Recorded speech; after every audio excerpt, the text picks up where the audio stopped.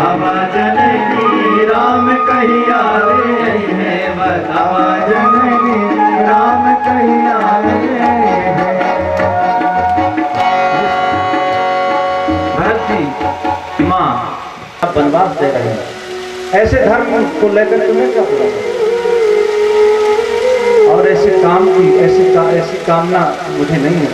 जिस काम के वशीभूत होकर मेरे पिताजी के स्वरूप माता कैकेयी के स्वरूप में बंद करके जिन्होंने बिना सोचे समझे राम को वनवास दे दिया, तब क्या चाहिए? बोले जन्म जन्म अपना एक बनाना चाहिए।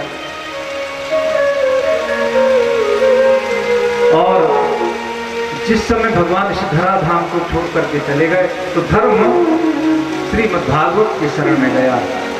ये आपके 6 प्रश्नों के उत्तर हो गए।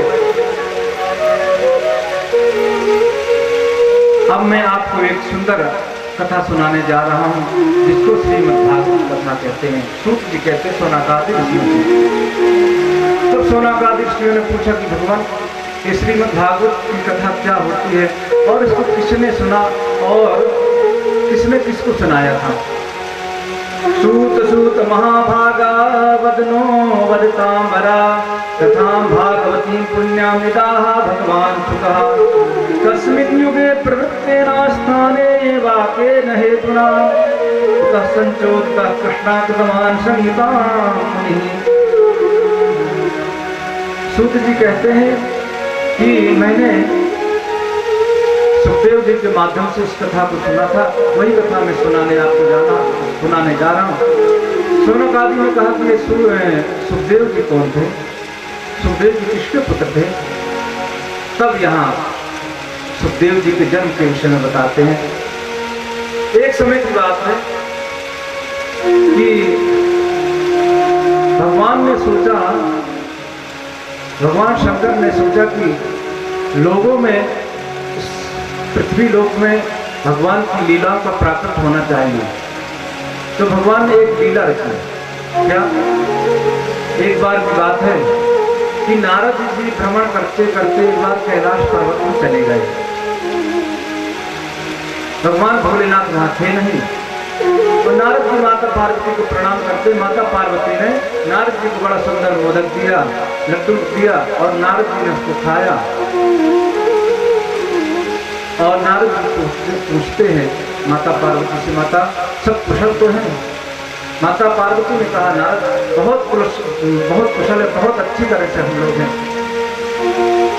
नारद जी ने कहा माता मुझे तो नहीं लगता कि आप कुशल से हैं, यहाँ कुछ कुशलता है। माता पार्वती ने कहा क्यों? नारद जी ने कहा मुझे ऐसा लगता है कि कुछ आपसे छुपाया जा रहा है, आपसे कोई बात छुपाई जाती। कुशलता तो तब होती है जब आपस में पति पत्नी में कोई बात छुपाई न जाती हो, एक दूसरे के विचार मिलते जुलते हो। परंतु यहाँ मुझे ऐसा लगता है कि आप लोगों के बीच में कुछ विचारों में सामंजस्य नहीं है, आपसे कुछ भोलेनाथ छुपाते हैं। माता पार्वती ने कहा ऐसी बात तो नहीं, मुझसे तो भोलेनाथ हर बात बता देते हैं। अरे यहाँ तक कि भगवान भोलेनाथ समाधि में जब बैठते हैं ना, और समाधि में उनको जब भगवान के दर्शन होते हैं, कब उनको राम जी का दर्शन हुआ, कब श्री कृष्ण भगवान का दर्शन होता है झांकी में, वो आकर के मुझसे बता देते हैं। नारद जी ने कहा अच्छी बात है, परंतु माता आपने कभी भोलेनाथ से पूछा कि उनके गले में जो मुन्नों की माला है किसके मुन्नों की माला है? ये आपसे कभी बताया उन्होंने? माता पार्वती ने कहा ये तो मुझसे उन्होंने कभी नहीं बताया। तब नारद जी कहते कि क्या आपसे क्या प्रेम करते हैं? आप कहते कि मुझे इतना मानते इतना चाहते हैं, आपको यही नहीं बताया उन्होंने कि वो किसकी मुन्नों की माला आपके साथ रहते हैं और दूसरे किसी के मुन्नों की माला अपने गले में धारण करते हैं? आपने कभी जानने का प्रयास किया नहीं। अब पार्वती माता को थोड़ा सोचने पर मजबूर हो गई। नारद जी वहां से चले गए, इधर माता पार्वती को भवन में चली गई, नाराज हो गई। सब अपने वस्त्र आभूषण वगैरह सब उतार करके रखी, नाराज होकर के बैठ गई। भगवान भोलेनाथ आते हैं, बोले देवी क्या बात है? बोले कुछ नहीं। एक तरफ उत्तर करके बैठते हैं माता पार्वती। बोले बताओ तो सही क्या बात है। बोले कुछ नहीं, कोई बात नहीं। भोलेनाथ ने कहा क्या बात है बताओ तो सही। माता पार्वती ने कहा कि आप मुझसे प्रेम करते हैं। बोले हाँ। तो माता पार्वती ने कहा कि अगर मुझसे प्रेम करते हैं तो आपने कभी बताया कि आप किसके मुन्नों की माला पहनते हैं अपने गले में। प्रेम मुझसे करते हैं और किसी दूसरे के मुन्नों की माला आप गले में पहनते हैं। भोलेनाथ एक क्षण के लिए मौन हो गए और शांत हो गए और फिर माता पार्वती से बोले देवी आपको क्या बताऊंगा कि किसके मुन्नों की माला पहनूंगी। माता पार्वती ने कहा नहीं भोलेनाथ नहीं प्रभु स्वामी आपको बताना होगा कि किसके मुन्नों की माला आप धारण किए रहते हैं अपने गले में। भोलेनाथ ने कहा देवी ये आप ही के मुन्नों की माला है। माता पार्वती ने कहा क्या मेरे मुन्नों की माला। बोले हाँ। कैसे। बोले जब जब आप जन्म लेते हैं और जब आप शरीर छोड़ते हैं तो मैं आपके मुन्नों की माला को अपने गले में धारण कर लेता हूँ। माता पार्वती ने कहा कि इसका मतलब मेरे इतने जन्म हो चुके हैं और आपका जन्म ही नहीं होता है। भोलेनाथ ने कहा हाँ देवी। माता पार्वती ने कहा ऐसा क्यों। भोलेनाथ ने कहा कि मैं अमर कथा को जानता हूं, मैं अमर कथा को सुन चुका हूं। माता पार्वती ने कहा तब तो अमर कथा वो मैं भी सुनना चाहूंगा, आप मुझे भी सुनाई वह अमर कथा। तब भोलेनाथ ने कहा ठीक है अगर आप सुनना चाहते हैं तो कथा का नियम है कि कथा सावधान चित्त होकर के सुनना चाहिए और कथा में हुंकारी भरनी होती है जिससे पता चलता रहे कि हाँ सामने वाला सुन रहा है, जो सुना रहा है उसको तो पता चलना चाहिए। माता पार्वती ने कहा ठीक है। भोलेनाथ ने कहा जाकर के देख लो बाहर कोई है तो नहीं, क्योंकि ये अमर कथा है। इस प्रकार से इसका लोगों में जाना ये अच्छी बात नहीं है। किसी अश्रद्धालु को यह प्राप्त हो जाए तो अच्छी बात नहीं होगी। तब वहाँ माता पार्वती ने आकर के बाहर देखा तो कोई नहीं था। भोलेनाथ को फिर भी संतुष्टि नहीं हुई और भोलेनाथ ने भगवान शंकर ने अपनी डमरू का निनाद किया, डमरू बजाया और जैसे ही डमरू बजाए तो एक सुख पक्षिणी उसको गर्व था। तो जैसे ही डमरू को बजा के वह सुख पक्षिणी उड़ी और उसके उड़ने से एक अंडा नीचे का आकर के गिर गया वही कैलाश में, वह अंडा पड़ा रहा। अब भगवान भोलेनाथ कथा प्रारंभ करते हैं।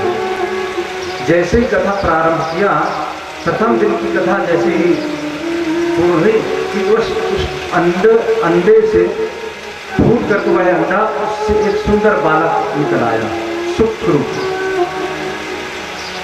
और जैसे ही वह बालक निकला वह कथा सुनने लगा। दूसरे दिन की कथा ही और सुप्रस्थित होकर के सुनने लगा। इस प्रकार से कथा चलती रही। चौथे दिन की कथा जब सुनी तो उसके अंदर आनंद का सागर उमड़ने लगा और इस प्रकार से कथा चलती रही। जब सातवें दिन की कथा चल रही थी, एकादश स्कंद की कथा चल रही थी, उद्धव और श्री कृष्ण का संवाद चल रहा था। माता पार्वती को धीरे धीरे धीरे करके नींद आने लगी। अब जैसे ही माता पार्वती को नींद आ गई उस सुख स्वरूप पक्षी ने सोचा कि अब माता को तो नींद आ गई है, अब ये हुंकारी भरेंगे नहीं और हुंकारी नहीं भरेंगे कथा बंद हो जाएगी, भगवान भोलेनाथ का तो सुनाएंगे नहीं, तब क्या किया जाए। तब सुख ने सोचा कि मैं ही हुंकारी भरते जाता है। तो सुखदेव वो सुख पक्षी बाहर से हुंकारी भरने लगा और हुंकारी भरते भरते कथा चलने लगी। अब जैसे ही कथा समाप्ति बोले वृंदावन बिहारी लाल की, बाल कृष्ण लाल की। जैसे ही जयकार लगाया भोलेनाथ ने कि माता पार्वती हड़बड़ा कर उठी और बोली प्रभु उद्धव ने क्या कहा भगवान श्री कृष्ण से। भगवान से योग के संबंध में जो उद्धव पूछ रहे थे और योग के विषय में जो भगवान ने क्या बताया उद्धव को, तो भोलेनाथ ने कहा कि आप कथा नहीं सुनाई थी। बोले मुझे तो नींद आ गई थी। तो बोले नींद आ रही थी तो ये हुंकारी कौन भर रहा था अभी तक? बोले मैं तो सो रही थी, पता नहीं कौन भर रहा था। भगवान भोलेनाथ ने देखा कि एक सुख पक्षी कथा सुन रहा था, तुरंत त्रिशूल लेकर के दौड़ने लगे मारने के लिए। बोले कथा इस प्रकार से प्रकट हो गई। कथा इसने सुना ठीक है, लेकिन परंतु इसने अधिकार पूर्वक नहीं सुना। कथा सुनने का अधिकार कैसा है? कथा श्रोता जो सामने होते हैं वक्ता उसके सामने होकर आमने सामने होकर के कथा सुनी जाती है, पीठ पीछे होकर के कथा नहीं सुनी जाती। इसने इस प्रकार से कथा सुना है, इसलिए ये अच्छी बात नहीं। और त्रिशूल लेकर के मारने के लिए जैसे उद्यत हुए, वह पक्षी उड़ करके भागने लगा। पीछे पीछे भगवान भोलेनाथ दौड़ रहे हैं और आगे आगे वह पक्षी दौड़ते जा रहे हैं। कितने वन पर्वतों को पार करते करते पराशर नंदन व्यास भगवान के आश्रम में पहुंचे। व्यास भगवान सूर्य नारायण को अर्घ्य दे रहे थे, संध्या कर रहे थे, सायंकाल की संध्या हो रही थी कि उसी समय उनकी पत्नी को अवासी आई। शाम का समय था और उनको जैसे वासी आई तो वह पक्षी धीरे से जाकर के उनको मोहम्मद प्रवेश कर गया। बोले वृंदावन बिहारी लाल की जय। भगवान भोलेनाथ ने सोचा कि अब क्या करें, स्त्री वक्त तो कर नहीं सकते, स्त्री को मार नहीं सकते हैं, और भगवान वहां से लौट आए। इस प्रकार से वह पक्षी 12 वर्ष पर्यंत मातृगर्भ में रहा। एक समय की बात है कि व्यास जी से उनकी पत्नी ने कहा कि स्वामी मुझे बड़ी पीड़ा हो रही है, यह बालक बाहर क्यों नहीं आ रहा है? तब व्यास जी ने बाहर से कहा, हे पुत्र तुम बाहर क्यों नहीं आ रहे हो? बाहर आओ, तुम्हारी माता को तो देखो कितना कष्ट हो रहा है। तब अंदर से ही उस पक्षी ने कहा, उस बालक ने कहा, पिताजी मैं बाहर तो आ जाऊं परंतु बाहर आने पर भगवान की माया घेर लेगी, इसलिए मैं बाहर नहीं आऊंगा, मैं तो यहीं सुरक्षित हूँ, यहीं भगवान को भजन करता हूँ। हाँ, अगर भगवान आकर के वचन दे दे कि मेरी माया तुम पर अपना प्रभाव नहीं दिखाएगी तब मैं बाहर आ सकता हूँ। इस शर्त पर भगवान व्यास ने भगवान का आवाहन किया, भगवान को स्मरण किया, भगवान आए। भगवान ने कहा, पुत्र तुम पर मेरी माया का कोई भी प्रभाव नहीं हुआ, तुम बाहर आ जाओ। भगवान वहां से चले गए और समय आने पर सुंदर बालक का जन्म हुआ और वह बालक जन्म लेते ही वन के लिए प्रस्थान करे। यम व्रजन्तमनुपेतमपेत कृत्यम द्वैपायनो विरह कातरात् भावा पुत्रे तन्मयतया सर्वोऽभिनेदुस् तं सर्वभूत हृदयं मुनिमानतोऽस्मि। यं प्रव्रजन्तमनुपेतमपेत कृत्यम। बालक अपनी नाल को पकड़ करके जाने लगा, पीछे पीछे व्यास जी पुत्र हे पुत्र करके उनके पीछे जा रहे हैं लौटाने के लिए। व्यास जी ने कहा, अरे पुत्र, अरे बेटा तुम्हारा तो भी कुछ संस्कार भी नहीं हुआ और तुम इस प्रकार के छोड़ करके जा रहे हो, अपनी माता को अपने पिता को छोड़ करके जा रहे हो। रास्ते में जा रहे थे, कहते हैं कि कुछ स्त्रियां स्नान कर रही थी सरोवर में, तालाब में। उन स्त्रियों ने देखा, सुखदेव जी को प्रणाम किया और स्नान करती रही, उनको कोई वो नहीं हुआ। परंतु जैसे ही व्यास जी पीछे से गए, व्यास जी को देख कर वे स्त्रियां तुरंत बाहर आई और अपने अपने कपड़े पहन लिए। व्यास जी ने कहा, अरे देवी अभी मेरा बालक है यहाँ से निर्वस्त्र होकर के गया है और आप लोगों ने उसको देख करके शर्म नहीं की, कुछ संकोच नहीं हुआ, और मैं तो तुम्हारे पिता तो नहीं, तुम मुझको देख करके इतना शर्म कर रही हो, ऐसा क्यों? तब उन स्त्री ने बड़ा सुंदर जवाब दिया, बोली, हे महात्मा आपके पुत्र के अंदर किसी प्रकार का कोई भेद नहीं है, स्त्री पुरुष का कोई भेद ही नहीं है, वो तो सर्वोत्तम सर्वभूत है, मुनिमान तो